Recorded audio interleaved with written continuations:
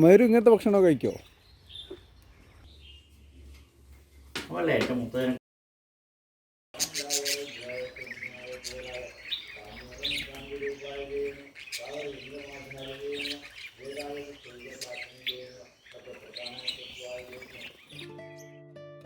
കുറിച്യ ആദിവാസി വിഭാഗത്തിൻ്റെ തലവനും വേടവംശത്തിലെ അവസാന തലമുറയുമായ ഗോവിന്ദനാശാനെ നമുക്ക് പരിചയപ്പെടാം.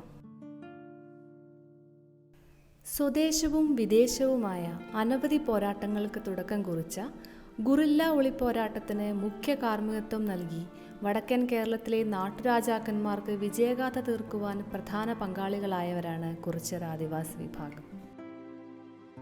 ആയോധന കലകളിലും അമ്പെയ്ത്തിലുമുള്ള ആശാന്റെ പ്രാവീണ്യം ഇന്നും അതുപോലെ നിലനിൽക്കുന്നു. തുടർച്ചയായ പരിശീലനവും പുതിയ തലമുറയ്ക്ക് അഭ്യാസങ്ങൾ പകർന്നു കൊടുക്കുന്നതും വഴി അമ്പെയ്ത്ത് അഥവാ ആർച്ചറിയുടെ പുതിയ സാധ്യതകൾ അദ്ദേഹം തുറന്നു കാണിക്കുന്നു.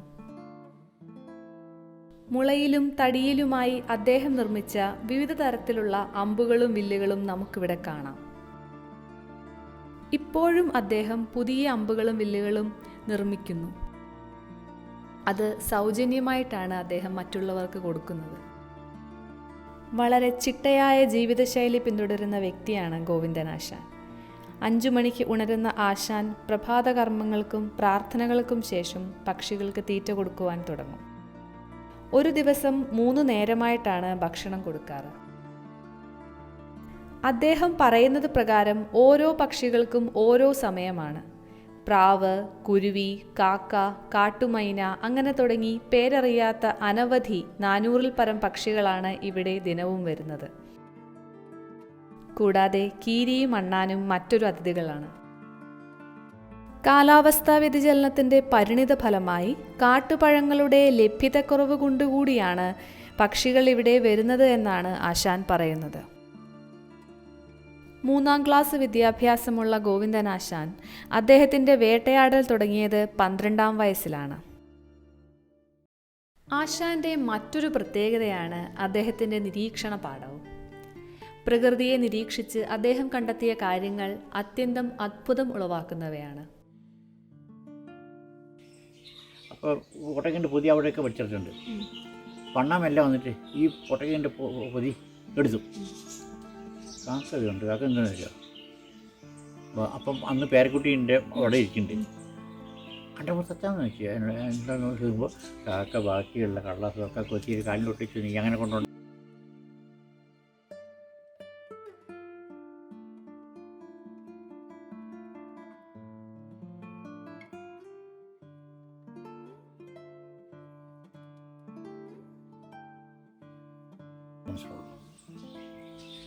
ശ്രദ്ധിച്ചാൽ ഇപ്പം ഞാനിതെങ്ങനെ മാറിക്കൊടുക്കുന്നുണ്ട്. പുലി അവൻ്റെ വഴിയിലാണ് ഞാൻ ഇരിക്കുന്നത്. ഞങ്ങളെ വന്നപ്പോൾ അവൻ ഒച്ച ഉണ്ടാക്കി മാറാം. അപ്പം ഞാനും എൻ്റെ ഇളച്ചനും മനും കൂടി നാരനിരിക്കാം. ഇത് മറേൻ്റെ അടുത്താണ് ഇരിക്കുന്നത്. എന്നിട്ട് സൗണ്ട് ഉണ്ടാക്കി. അവിടെ അനിയൻ്റെ അണ്ണൻ മാറതാണ്, കിടന്നാണ്. അവൻ എത്ര മുളക് നമുക്ക് നോക്കാമെന്ന്. 3 മുകളിൽ നിന്നപ്പോൾ ഞങ്ങൾ എണ്ണീറ്റ് നിന്ന് ഒരു സ്റ്റെപ്പ് പുറകോട്ട് വെച്ചു. ഞങ്ങൾ അടുത്ത് കൂടെ മഴ ഇല്ല. അടുത്ത മഴക്ക് ഉപദ്രവിക്കില്ല. ഇന്ന് ആന ഉപദ്രവിക്കുന്നതൊക്കെ നമ്മൾ അങ്ങോട്ട് ഉപദ്രവിച്ചിട്ടാണ്. അത്രയ്ക്കും വേഗമുണ്ട് ഇവർക്ക്.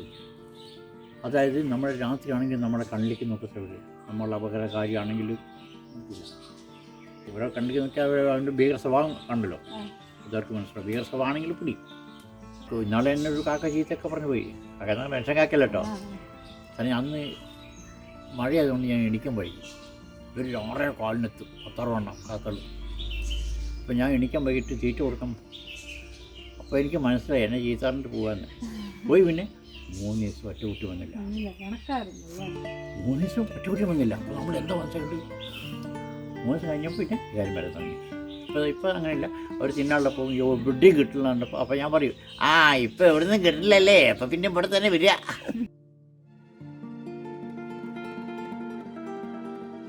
ഇലക്ട്രീഷ്യൻ ചെയ്യുന്ന പശുവിനെ പറ്റി അറിയും.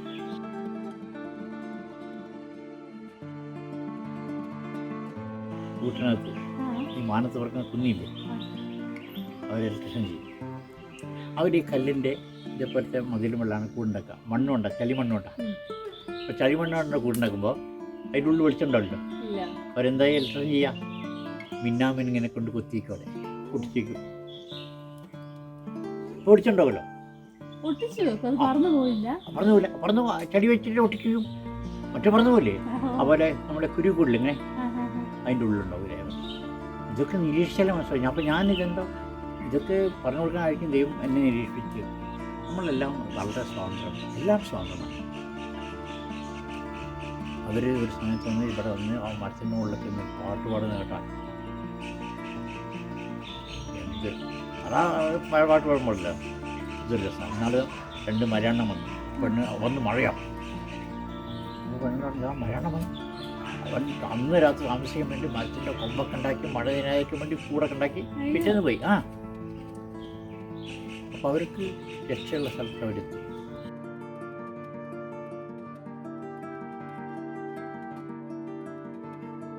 പണം വന്നു കഴിഞ്ഞാൽ പിന്നെ അതിൻ്റെ പുറകിൽ കാര്യങ്ങളുണ്ട്. എനിക്ക് ഈ ലഘുവായിട്ട് ജീവിക്കുന്ന ഈ അന്തരീക്ഷം നഷ്ടപ്പെട്ടു പോകും.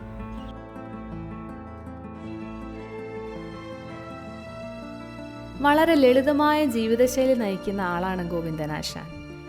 സിനിമകളിൽ നിന്നും ധാരാളം അവസരങ്ങൾ വന്നെങ്കിലും അദ്ദേഹം വിനയപൂർവ്വം അതൊക്കെ നിരസിച്ചു. എന്തെന്നാൽ പക്ഷികൾക്ക് ഭക്ഷണം കൊടുക്കുന്നത് മുടക്കിയുള്ള ഒരു കാര്യത്തിനും അദ്ദേഹത്തിന് ഉൾപ്പെടാൻ കഴിയില്ല. ആശാന്റെ ജീവിതത്തിലെ ഒഴിച്ചുകൂടാനാവാത്തതാണത്. നിങ്ങൾക്കറിയോ, ഞാനടക്കം കായിക നീങ്ങി ജീവിച്ചിട്ടുണ്ട്. നാട്ടിലെ കാലാവസ്ഥൻ്റെ വ്യതിയാനം കൊണ്ട് ഇതൊന്നും വേണ്ട വെച്ചിട്ടുണ്ടാവുന്നില്ല. അതുകൊണ്ട് അതിട്ടാ ഇവിടെ 200 എണ്ണൊക്കെ ഉണ്ടാവും പ്രാവ്. അവരെന്തെന്ന് അവരെ പോകും.